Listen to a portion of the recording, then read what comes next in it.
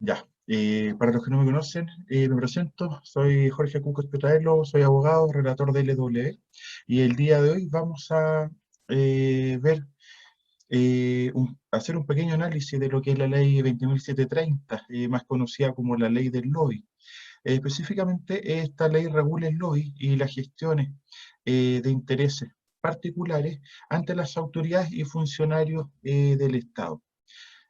Antes de iniciar esta presentación, vamos a hacer un poco de historia. Esta ley se genera el 8 de marzo del año 2014, se publica en el Diario Oficial como una herramienta para fortalecer los principios de transparencia y probidad que deben relacionarse con la administración del Estado. También esta ley se enmarcó dentro del compromiso adquirido por el gobierno de la presidenta Bachelet para dotar de mayores grados de transparencia, probidad y rendición de cuentas a la acción del Estado, avanzando en la construcción de una democracia moderna y conectada con las aspiraciones de la ciudadanía, que ha dado muestra de un creciente interés por conocer y fiscalizar las acciones de la autoridad. Ya las reuniones que sostiene la autoridad no se van a mantener dentro de las cuatro paredes, sino que cualquier persona puede ingresar a la página web y ver con quiénes se ha reunido una autoridad en específico. ¿Por qué es importante esta ley del lobby? Primero, esta ley busca normativizar la relación que se produce entre los actores públicos y el privado, es decir, los agentes de gobierno con el mundo privado o el mundo empresarial, en especial cuando un particular trata de influir o gestionar legítimamente intereses particulares frente a alguna autoridad o a algún funcionario en específico. También permite la transparencia de las agendas públicas de las autoridades, con ello pudiendo visualizar con quiénes éstas se reúnen. Permite también realizar el seguimiento y control de los viajes que son realizados por la autoridad, así como de los obsequios o los regalos que estos reciben, siempre en función del cargo. Permite también llevar un registro centralizado y actualizado de las actividades realizadas por las autoridades reguladas. El ámbito de aplicación de esta norma la podemos encontrar en el artículo primero de la ley, la cual señala que esta ley regula la publicidad en las actividades de lobby y demás gestiones que presenten intereses particulares, con el objeto siempre de fortalecer la transparencia y la probidad en las relaciones con los órganos públicos. El artículo segundo, por su parte, define lo que es el lobby a través de esta normativa. Se señala expresamente que el lobby, y en este sentido se da un concepto, que es aquella gestión o actividad remunerada ejercida por personas naturales o jurídicas. Aquí tenemos que pueden ser personas de carne y hueso, o también empresas, personas jurídicas, chilenas o extranjeras, que tiene por objeto promover, defender o representar cualquier interés particular. Además, está a decir que sea un interés lícito para influir en las decisiones que en el ejercicio de sus funciones deban adoptar los sujetos pasivos conforme a la ley. Luego vamos a analizar quiénes se entiende por sujeto pasivo en conformidad a esta ley, respecto de los actos y decisiones regulados por la misma. Luego, el mismo artículo segundo nos señala qué se entiende por una gestión de interés particular, señalando expresamente que es aquella gestión o actividad no remunerada ejercida por personas naturales o jurídicas, chilenas o extranjeras, que tiene por objeto promover, defender o representar cualquier interés particular para influir en las decisiones que en el ejercicio de sus funciones deban adoptar los sujetos pasivos conforme a la ley respecto de los actos y decisiones reguladas por la misma. En este sentido, tenemos que hacer la diferencia entre una persona que se dedica al lobby expresamente y otra persona que va a ser un gestor de interés particular. La acción es exactamente la misma. La única diferencia es que el lobista es remunerado, es una persona contratada para realizar el lobby. En cambio, el gestor de interés particular es una persona que realiza la misma acción, pero de manera gratuita.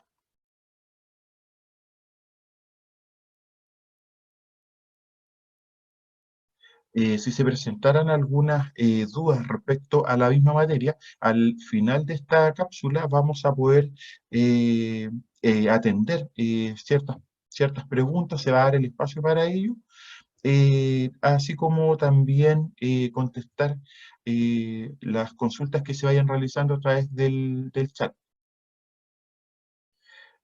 También ante la duda de si se trata de forma distinta a quienes realizan lobby o alguna gestión de interés particular, para esta normativa se entiende que no. La ley no distingue entre los lobistas, es decir, aquellos que reciben una remuneración, o aquel gestor de interés particular, solo para efectos de llevar los registros, los debidos registros, y ellos tienen iguales derechos y les afectan las mismas obligaciones. No hay una diferencia sustancial, solo para labores de registro.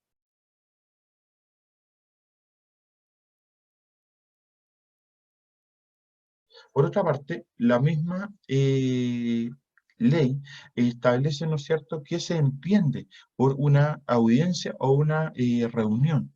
Y este es el acto de oír en la cual el sujeto pasivo del lobby, es decir, la autoridad, recibe a un lobista o a un gestor de interés particular, en forma presencial o virtual, por medio de una videoconferencia audiovisual, para tratar alguna de las materias reguladas en la oportunidad y modo en la cual disponga el sujeto pasivo. El sujeto pasivo, la autoridad, es aquella que va a disponer la forma en que se realiza esta reunión, si va a ser de manera presencial o va a ser de manera virtual. No son audiencias o reuniones aquellas conversaciones sostenidas telefónicamente o por medios distintos de una conferencia audiovisual. Y aquí es la misma ley la que establece que no se entenderá como audiencia o reunión dicho sistema. Acá tenemos el esquema en relación, ¿no es cierto?, a lo que les comentaba. Tenemos el sujeto activo, que este sujeto activo va a ser el lobista, si es remunerado, o gestor de interés, si no es remunerado. ¿Qué es lo que busca este sujeto activo? Es influir en la decisión de la autoridad. El sujeto pasivo, ¿no es cierto?, va a ser la autoridad, ya sea centralizada o descentralizada, sea de un aparato del Estado o desde el punto de vista del gobierno. Las actividades se deben registrar. ¿Y qué vamos a registrar?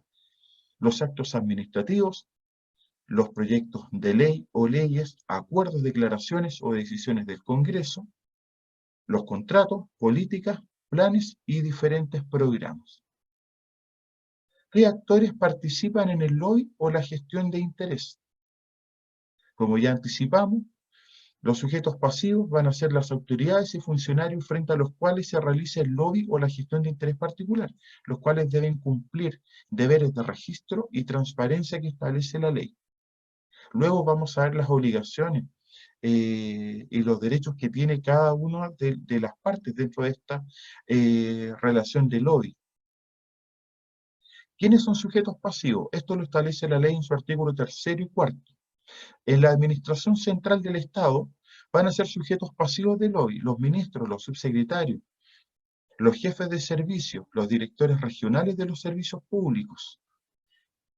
De acuerdo a la antigua normativa, los intendentes y los gobernadores. Recordemos que esto se cambia ahora, atendido que los intendentes y los gobernadores van a ser sujetos a elección popular. Los secretarios regionales ministeriales, los embajadores, los jefes de gabinete de los anteriores, cualquiera sea su forma de contratación.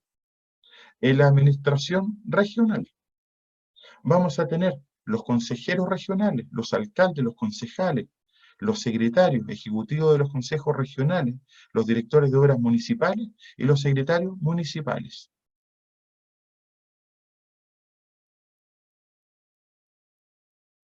En las Fuerzas Armadas y de Orden y Seguridad Pública vamos a tener como sujeto pasivo del OI los comandantes en jefe de cualquiera de las tres ramas, Fuerza Aérea, Armada o Ejército, al general director de Carabineros, al director general de la Policía de Investigaciones, el jefe y subjefe del Estado Mayor Conjunto, los encargados de adquisiciones de las anteriores, individualizados cada año mediante resolución del jefe superior del servicio.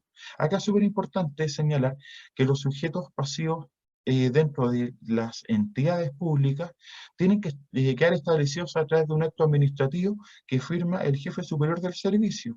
Y en la medida que se vayan renovando o cambiando, ¿no es cierto?, dichos funcionarios, va a tener que ir actualizando dicha resolución. Además, van a ser considerados sujetos pasivos los consejeros del Consejo de Defensa del Estado, el Consejo Directivo del Servicio Electoral, del Consejo para la Transparencia, del Consejo de Alta Dirección Pública, del Consejo Nacional de Televisión y del Instituto Nacional de Derechos Humanos, los integrantes de los paneles de expertos creados por la Ley 22.410 y de las comisiones evaluadoras formadas en el marco de la Ley 19.886, esta es la Ley de Compras Públicas, solo cuando dichos integrantes conformen la comisión evaluadora y dicha comisión esté realizando el trabajo de evaluación de las respectivas ofertas. Luego, terminado dicho proceso, dichas personas dejan de ser sujetos pasivos del lobby.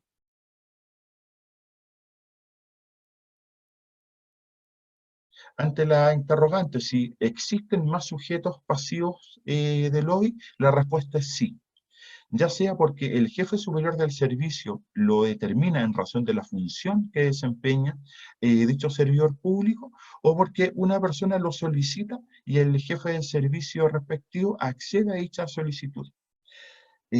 Anualmente, el jefe del servicio, mediante acuerdo o resolución fundada que deberá dictar el primer día hábil del mes de mayo, determinará qué personas habrán de ser consideradas sujetos pasivos, en la medida que tengan atribuciones decisorias relevantes o influyan decisivamente en quienes tengan dichas atribuciones.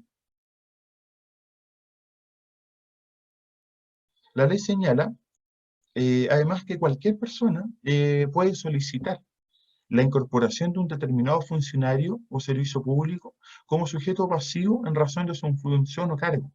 Dicha solicitud se debe presentar por escrito al jefe superior del servicio mediante un formulario que está a disposición en la página web de la respectiva entidad o un papel ingresado a la oficina de partes, a través de un oficio simple. La autoridad deberá pronunciarse fundadamente dentro del plazo máximo de 10 días hábiles, recordando que para la administración pública los días hábiles se cuentan de lunes a viernes, desde la recepción de la solicitud y se resolverá en única instancia. ¿Qué significa esto? Que la decisión que adopte la autoridad no será susceptible de recurso alguno. Es decir, si la autoridad rechaza la incorporación de una persona como sujeto pasivo del lobby, no se podrá presentar ningún recurso administrativo. En este caso hablamos de la reconsideración o el jerárquico, sea presentado de manera directa o de manera subsidiaria. En cuanto a los sujetos activos, son quienes realizan las acciones de lobby o la gestión de interés particular ante los sujetos pasivos establecidos en la ley, los cuales deben cumplir deberes de información que están establecidos en el artículo 12 de dicha norma. Luego lo vamos a ver. ¿Cuáles son las actividades que regula la ley del lobby? Esta ustedes la encuentran en el artículo 5 de dicha normativa. En resumen, son cuatro. Las actividades que específicamente están reguladas por la ley y están destinadas a obtener la adopción o que no se adopten las siguientes decisiones y actos. Primero, La elaboración, dictación, modificación, derogación o rechazo de actos administrativos, proyectos de ley y leyes, y también de las decisiones que tomen los sujetos pasivos. Segundo, la elaboración, la tramitación, la aprobación, perdón, modificación, derogación o rechazo de acuerdos, declaraciones o decisiones del Congreso Nacional o sus miembros, incluidas sus comisiones. Un tercer caso es la celebración, la modificación o terminación a cualquier título de contratos que realicen los sujetos pasivos y que sean necesarios para su funcionamiento. Y cuarto, el diseño y la implementación y evaluación de políticas, planes y programas efectuados por los sujetos pasivos.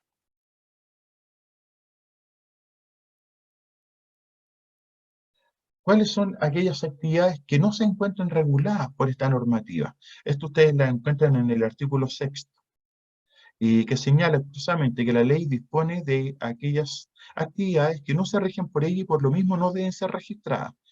Primero, los planteamientos o las peticiones realizadas con ocasión de una reunión, actividad o asamblea de carácter público, y aquellos que tengan estricta relación con el trabajo en terreno propio de las tareas de representación realizadas por un sujeto pasivo en el ejercicio de sus funciones. Segundo, toda declaración, actuación o comunicación hecha por los sujetos pasivos en el ejercicio de sus funciones.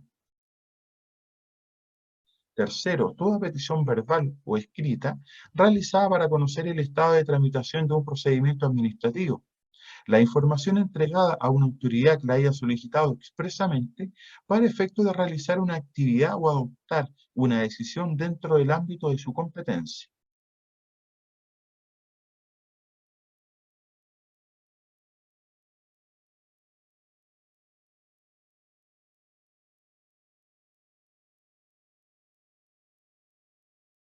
Cinco, las presentaciones hechas formalmente en un procedimiento administrativo, siempre que no se solicite la adopción, modificación o derogación de normas legales o reglamentarias, ni en el cambio de resultados de procesos administrativos o de selección.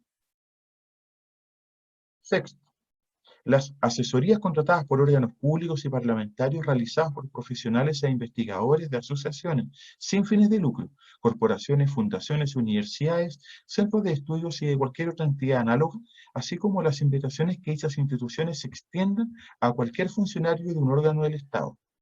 7. Las declaraciones efectuadas o las informaciones entregadas ante una comisión del Congreso, así como la presencia y participación verbal o escrita en alguna de ellas de profesionales de las entidades señaladas en el número precedente, lo que sin embargo debe ser registrado por dichas comisiones.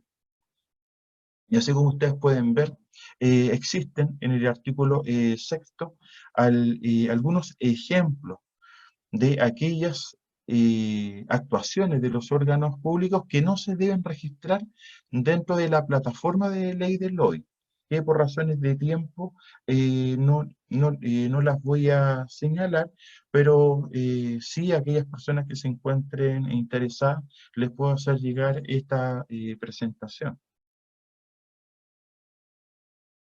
En cuanto a los deberes de los sujetos pasivos,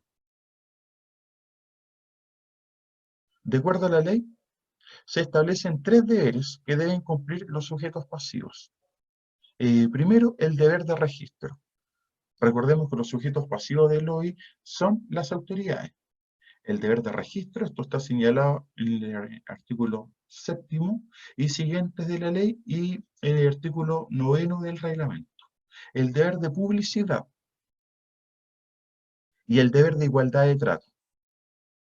En cuanto al deber de publicidad, se cumple este deber al subir a la plataforma de la ley del lobby y registrar la reunión y todos los antecedentes que la misma plantilla solicite.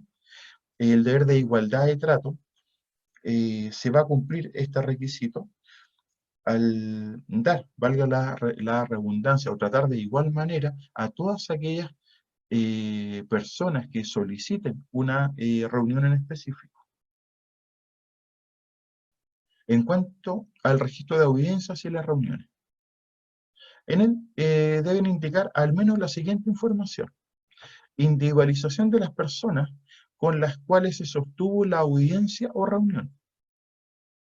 Indicar si tales personas informaron percibir o no una remuneración a causa de la actividad que se realizó. Recordemos que si reciben una remuneración, el sujeto activo va a ser lobista y si no, va a ser un simple gestor de interés. Individualización de las personas, organización o entidad a la que representa. Se debe establecer aquí el nexo de la persona que va a sostener la reunión con alguna organización o entidad. La materia tratada con referencia específica a la decisión que se pretendió obtener. Esto dice relación con el artículo 5 de la misma ley. La especificación de la materia viene a determinar el ámbito de aplicación del derecho a solicitar igualdad de trato, es decir, para solicitarla debe apelarse a que la materia a tratar debe ser la misma. Lugar y fecha y hora y duración de la misma, y si se realizó de manera presencial o por videoconferencia. Se exceptúan de dicha obligación aquellas reuniones y audiencias cuando su publicidad compromete el interés general de la nación o la seguridad nacional.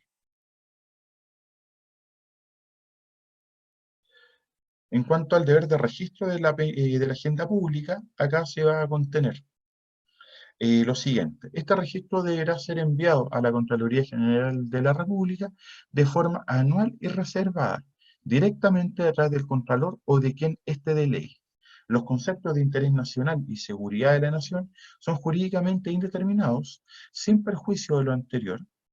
Se han dado pautas jurisprudenciales a propósito del análisis de las causales de reserva establecidas en el artículo 21, número 3 y número 4 de la ley 20.285, en concordancia con lo dispuesto en el artículo 8 de la Constitución Política. Recordemos que el artículo 8 de la Constitución establece el principio de prioridad que deben cumplir todos los órganos del Estado.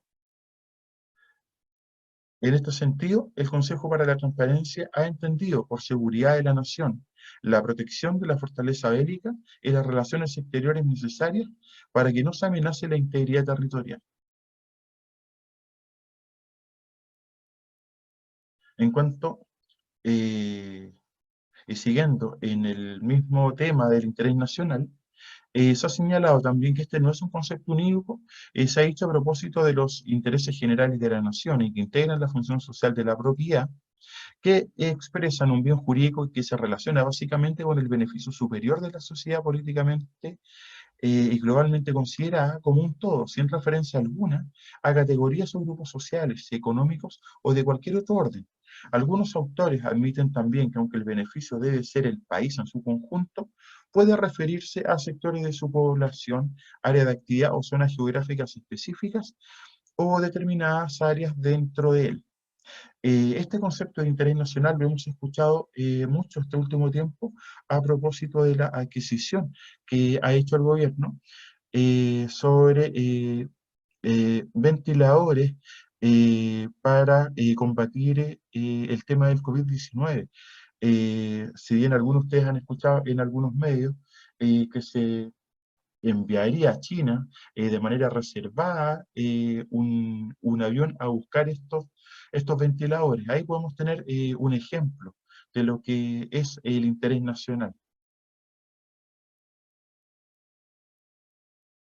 En cuanto al registro de viajes, en este se deberá contemplar a lo menos la siguiente información: el destino, el objeto del viaje, el costo total del viaje desglosado por ítems cubiertos, la persona natural o jurídica que lo financió.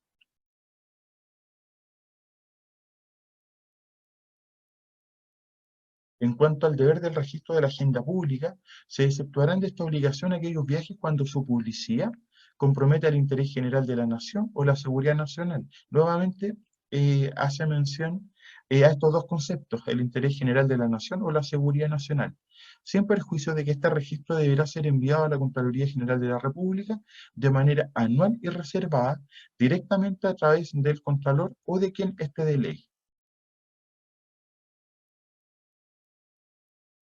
Asimismo, se van a exceptuar aquellos realizados en virtud de invitaciones de conformidad a los números 6 y 8 del artículo 6 de dicha normativa. Esto quiere decir, las asesorías contratadas por órganos públicos y parlamentarios realizadas por profesionales e investigadores de asociaciones sin fines de lucro, corporaciones, fundaciones, universidades, centros de estudio y las demás que señale en dicha normativa. Las invitaciones por parte de funcionarios del Estado y de parlamentarios para participar en reuniones de carácter técnico a profesionales de las entidades señaladas anteriormente. En cuanto al registro de donativos oficiales y protocolares, recuerden que es un elemento de la esencia de la probidad que los funcionarios públicos no pueden recibir donativos o recibir regalos de parte de privados que no cumplan con estas características de ser un donativo oficial o protocolar. Si un funcionario público recibiera algún donativo de orden particular sin cumplir con estos requisitos, estaría afectando gravemente el principio de probidad administrativa. Entonces, volviendo a la materia, en cuanto al registro de donativos, este deberá contemplar a lo menos la siguiente información. Relativa a los donativos recibidos por los sujetos pasivos en el ejercicio de sus funciones, siempre que sean aquellos permitidos por ley en los términos del artículo 62, número 5 de la Ley General de Bases de Administración del Estado. En lo que respecta al registro, se debe señalar o singularizar el donativo o en qué consiste, la fecha y ocasión de su recepción, la individualización de la persona, organización o entidad que hace el donativo. Cada órgano o institución deberá mantener un registro público de loístas. Esto es dentro del deber que tiene la entidad pública de llevar un registro de los loístas y los gestores de intereses particulares. Se debe mantener de manera automática luego de sostener la audiencia o la reunión. Esto es sumamente importante. Deben inscribir de manera automática una vez sostenida la audiencia o la reunión. La inscripción previa y voluntaria, completando el formulario web o el documento que se le presente. En este supuesto, será responsabilidad del sujeto activo mantener actualizada la información, así como su veracidad y la completud del documento. El deber de publicidad de los registros. El órgano al que pertenezca el sujeto pasivo, es decir, la autoridad, aquella persona perteneciente a la administración del Estado, debe publicar los registros de conformidad al artículo 7 y deben actualizarse el primer día hábil de cada mes, en formato de datos abiertos reutilizables. El sistema tecnológico de gestión de registros contempla la publicación automática de estos en los sitios de transparencia activa de cada órgano. Deben recordar que todos los órganos del Estado tienen su página web, y dentro de la página web van a tener un banner que dice relación con la transparencia activa de cada órgano. El Consejo para la Transparencia pondrá a disposición del público en un sitio electrónico o portal los registros de audiencias, viajes y donativos, debiendo asegurar un fácil y expedito acceso a los mismos. Trimestralmente, el Consejo para la Transparencia deberá poner a disposición del público en un sitio electrónico un registro que contenga una nómina sistematizada de las personas naturales o jurídicas, chilenas o extranjeras, que en tal periodo hayan sostenido reuniones y audiencias con los sujetos pasivos. Recordemos que acá la principal herramienta de control es la opinión pública. Por eso que se hace hincapié en mantener un registro para que cualquier persona pueda ingresar y pueda controlar de alguna forma a dicho órgano. En cuanto al deber de igualdad de trato, esto se consagra en el artículo 11 de la normativa y constituye una norma de la esencia. Garantiza la igualdad de acceso de los ciudadanos y grupos interesados en los procesos de decisión. La autoridad no está obligada a conceder las audiencias, pero si lo hace respecto de una materia, debe concederla a todos los que la soliciten sobre el mismo asunto, con respeto y deferencia, concediendo a estos un tiempo adecuado para exponer sus peticiones. Al respecto, debemos señalar que el derecho a petición es una garantía constitucional que está establecida en nuestra Constitución política. Y de ahí también nace el mantener un deber de igualdad de trato frente a aquellas personas que soliciten una entrevista o una audiencia con la autoridad respectiva.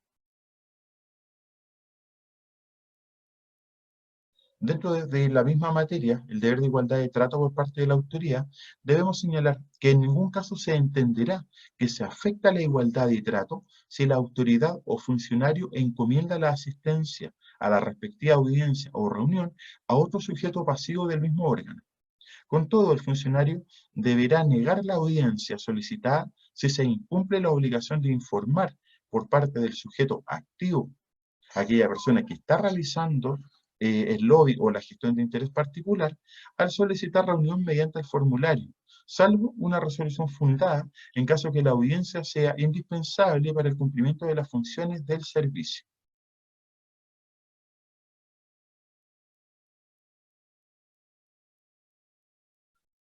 El artículo 12 de la normativa señala que las personas que realizan lobby o gestiones de intereses particulares, de acuerdo a lo dispuesto en esta ley, estarán sujetas a las siguientes obligaciones.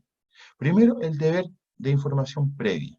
Acá deben completar el formulario que para tal efecto va a tener disponible dicha institución, con el objeto de requerir a un sujeto pasivo alguna audiencia o reunión. La solicitud deberá efectuarse mediante el formulario elaborado para dichos efectos por el Ministerio de Secretaría General de la Presidencia.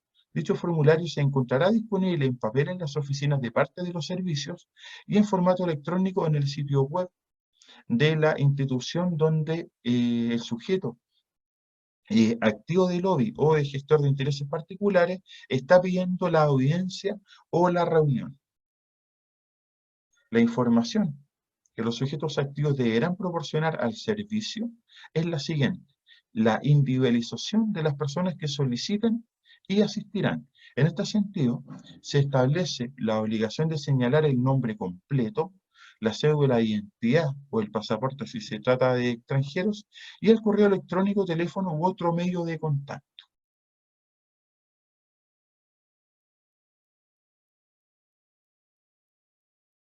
En cuanto a la individualización de la persona, a la organización o entidad a quien representa, se debe señalar la persona natural, o si es persona jurídica, se debe señalar además la descripción, el giro, la actividad, el domicilio, el nombre del representante legal y los demás datos que se presenten en dicho formulario.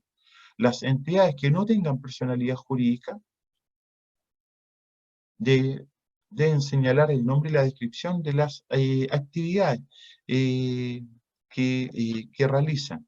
El hecho de percibir o no remuneración a causa de la actividad que se realizará. Esto solo para un tema registral, para hacer el distingo entre que si se trata de un lobista o un gestor de interés particular. La materia que se tratará en la reunión con referencia específica a la decisión que se pretende obtener en relación con las actividades que regula la ley. En cuanto al deber de entregar la información adicional, si es requerida. En este sentido, el sujeto activo del lobby deberá entregar toda aquella información adicional que la institución le requiera. Por eso que eso hace importante que dentro del formulario la persona entregue información veraz en cuanto al teléfono de contacto o al correo electrónico. La información entregada, cabe recordar que puede modificarse por el sujeto activo mientras no exista un pronunciamiento de la autoridad. Y la autoridad deberá pronunciarse respecto a la solicitud de audiencia dentro de los 3 días hábiles siguientes, dejando fuera, ¿no es cierto?, sábados, domingos y festivos. Sin embargo, los sujetos pasivos a quienes se les solicita la audiencia o la reunión podrán solicitar una información adicional, como ya les comenté, que complemente o aclare los puntos de la información entregada a través del formulario.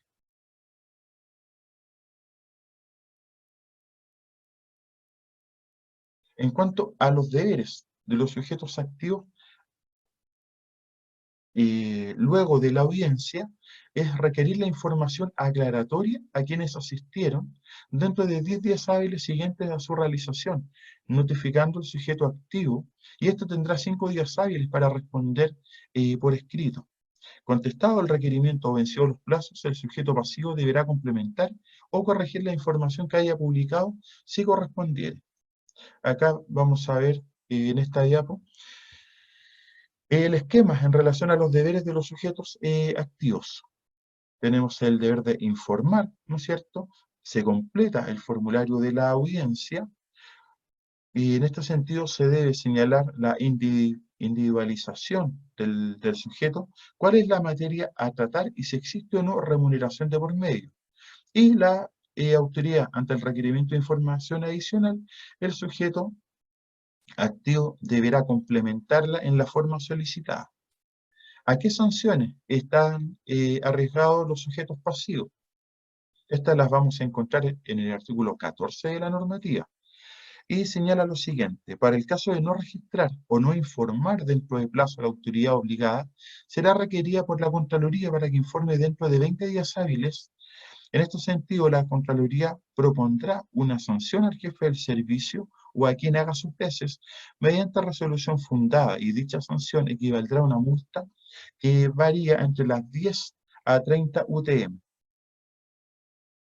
Si se trata de una omisión inexcusable o de la inclusión a sabiendas de información falsa o inexacta, la multa será de 20 a 50 UTM sin perjuicio de la responsabilidad penal que pudiera corresponder.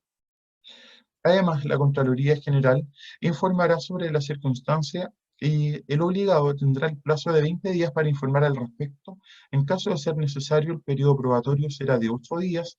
Aquí estamos hablando dentro que se va a establecer un procedimiento disciplinario y dentro de él se podrán utilizar todos los medios de prueba, la que será apreciada en este caso por la autoridad que va a sancionar dicha falta en conciencia. De todo lo anterior, se dejará constancia en la respectiva hoja de vida del funcionario. Se publicarán los nombres de las personas sancionadas en los sitios electrónicos del respectivo órgano o servicio por el plazo de un mes desde que quede firme la resolución que establece dicha sanción. La resolución que imponga la sanción estará sujeta a toma de razón y las sanciones serán reclamables ante la Corte de Apelaciones respectiva dentro de 5 días de notificada la resolución que las aplique. Y dentro de las sanciones que van a quedar sujetos a los sujetos activos, vamos a tener que estas están contempladas en el artículo 12 de la ley, que señala las obligaciones de los mismos. Sobre dichas acciones se pueden señalar la siguiente: que la omisión inexcusable de la información requerida al solicitar audiencia o reunión, o la inclusión a sabiendas de información inexacta o falsa, será penada con multa de 10 o 50 UTM, sin perjuicio de otras penas que pudiera corresponder, y conocerá de esta sanción la justicia ordinaria. Por último, antes de terminar, vamos a ver un flujo en cuanto a la de solicitud de la audiencia y el registro. Como pueden ver en la primera columna, la solicitud de audiencia, el lobista o el gestor de interés particular llena el formulario con la información requerida. Luego, se evalúa la solicitud y se le da respuesta dentro de 3 días hábiles por parte de la autoridad. Acá la autoridad puede aceptar la audiencia, eh, en un segundo plano puede aceptar y derivar con otro dependiente del mismo servicio. No necesariamente va a ser el mismo sujeto pasivo quien esté presente en dicha reunión o dicha entrevista. O en un tercer caso, la autoridad puede rechazar la solicitud de audiencia. En cuanto al deber de registro, la autoridad deberá proceder al registro de las audiencias realizadas. El registro será puesto a disposición del público el primer día hábil de cada mes en el respectivo sitio web.